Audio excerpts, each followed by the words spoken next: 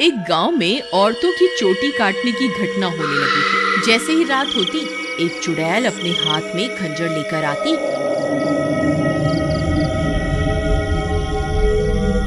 और जो भी औरत उसे सोती हुई मिलती, वह चुड़ैल उसकी चोटी काट कर वहां से चली जाती।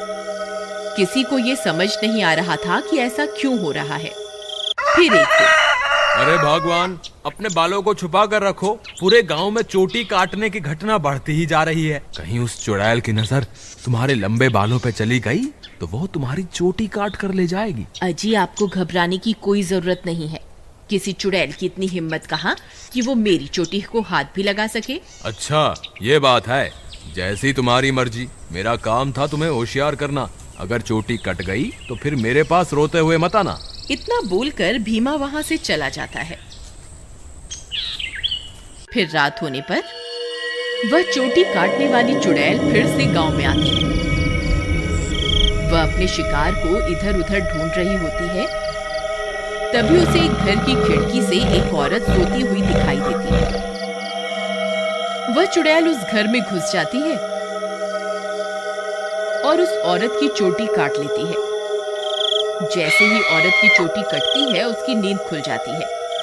हे भगवान, ये चुड़ैल अंदर कैसे आ गई?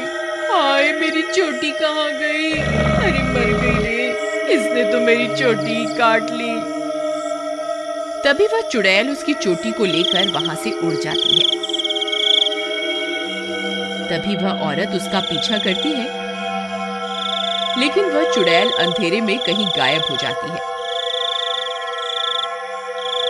तभी उसका पति भी उसके पीछे पीछे वहां आ जाता है। क्या हुआ मीना, तुम अचानक इतनी रात को यहाँ क्यों भाग कर आ गई? देखिए ना, इस चुड़ैल ने मेरी चोटी ही काट दी और ना जाने अंधेरे में कहाँ गायब हो गई है। हे भगवान, ये क्या हो गया? तुम तो ठीक हो ना?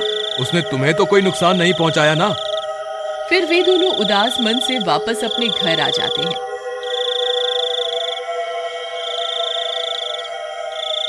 अगले दिन सुबह होने पर मीना की चोटी कटने की बात पूरे गांव में फैल जाती है। सब लोग उस चुड़ैल के बारे में बातें कर रहे होते हैं। फिर भीमा को अपनी पत्नी की फिक्र होती है, तो वह अपने घर की ओर चल देता है। घर पहुंचकर वह अपनी पत्नी के कमरे में जाता है तो देखता है कि उसकी पत्नी अपने बालों को संवार रही होती है। अरे सुमन, तुम्हें पता चला? कल रात को मेरे दोस्त मोहन की पत्नी की चोटी उस चुड़ैल ने काट ली। मुझे तो तुम्हारे लिए बहुत डर लग रहा है, कहीं वो चुड़ैल यहाँ ना आ जाए। अजी, हमें घबराने की कोई जरूरत नहीं। आप डरिए मत, मुझे कुछ नहीं होगा। सुमन, तुम्हारे बाल तो दिन ब दिन लंबे ही होते जा रहे हैं। पहले तो ये इतनी तेजी से नहीं बढ़ रहे थे। ये अचानक से इन्हें क्या हो गया? अजी, मैं अब अपने बालों की कुछ ज्यादा ही देखभाल कर रही हूँ ना, इसलिए। ठीक है, ठीक है, तुम अपना ख्याल रखा करो। मैं अपने दोस्त मोहन से मिलकर आता हूँ।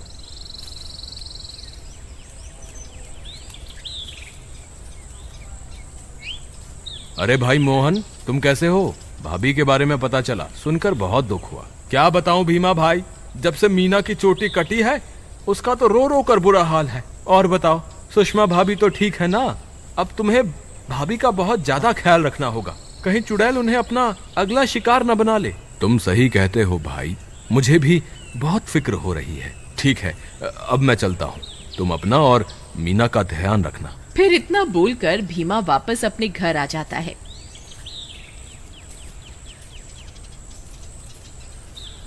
रात होने पर भीमा सो रहा होता है।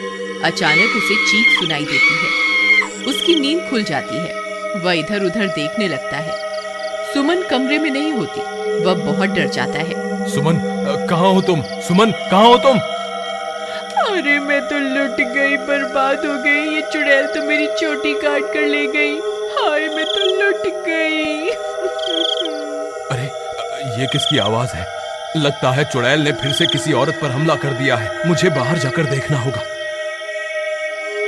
फिर वह भागकर बाहर जाता है और देखता है कि बाहर कुछ गांव वाले खड़े होते हैं। वह उनके पास जाता है। क्या हुआ भाई? ये चीख पुकार कैसी थी? क्या हुआ? सब ठीक तो है ना? नहीं भाई, अभी अभी चुड़ैल इस बेचारी की चोटी काटकर अंधेरे में गायब हो गई। हे भगवान, सुमन तुम कहाँ हो? मुझे वापस घर जाना चाहिए। फिर वह वापस अपने घर की ओर दौड़ पड़ता है। जब वो घर पहुंचता है तो देखता है कि सुमन अपने बालों को सहला रही होती है। वह उसे देखकर हैरान हो जाता है। सुमन, तुम कहाँ चली गई थी? तुम्हें पता है अभी चुड़ैल ने फिर से किसी की चोटी काट ली। क्या तुम्हें बिल्कुल भी डर नहीं लग रहा? सुमन उसकी बातों को अनसुना कर देती है और खुशी खुशी अपने बालों को सहलाती रहती है। सुमन के बाल अब और भी लंबे हो चुके होते हैं। ये क्या सुमन, तुम्हारे बाल तो एक दिन में ही इतने लंबे हो गए, ये कैसे हो सकता है? भीमा सुमन के बाल देखकर घबरा जाता है। उसे समझ नहीं आता कि आखिर ये सब चल क्या रहा है। फिर अगले दिन सुमन के बालों की लंबाई की चर्चा पूरे गांव में फैल जाती है। सब लोग उसके बालों के बारे में बातें कर रहे होते हैं। अरे भाई, जब जब चुड़ैल किसी की चोटी काटती है तब तब भीमा की पत्नी के बालों की लंबाई बढ़ जाती है। मुझे तो लगता है भीमा की पत्नी ही चोटी काटने वाली चुड़ैल है। भीमा उन सारे गांव वालों की बातें सुन रहा होता है। उसे कुछ समझ नहीं आता कि वह अब क्या करे। फिर वह अपने दोस्त मोहन के पास मदद मांगने जाता है। मोहन भाई, मुझे लगता है सुमन ही चुड़ैल है जो गांव में सबकी चोटी काट रही है। तुम ऐसा क्यों कह रहे हो भाई? भाई, जब जब किसी की चोटी कटती है तब तब सुमन की बालों की लंबाई बढ़ जाती है। और कल जब चुड़ैल का हमला हुआ तब सुमन अपने बिस्तर पर भी नहीं थी, फिर अचानक पता नहीं कहां से आ गई। अगर ऐसा है तो हमें कुछ ना कुछ करना होगा। तुम आज रात को सोने का नाटक करना, फिर जैसे ही भाभी घर से निकले तुम उसका पीछा करना, तब दूध का दूध और पानी का पानी हो जाएगा। मोहन भाई, तुम भी मेरे साथ मेरे घर चलो, तुम वहीं छुप जाना, फिर हम इसे रंगे हाथों पकड़ेंगे। ठीक है, चलो फिर।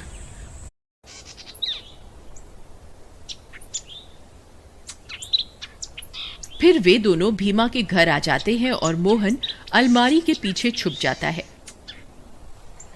रात होने पर भीमा सोने का नाटक करता है। तभी सुमन उठती है और घर से बाहर निकल जाती है। भीमा भाई उठो, देखो भाभी घर से बाहर निकल गई है।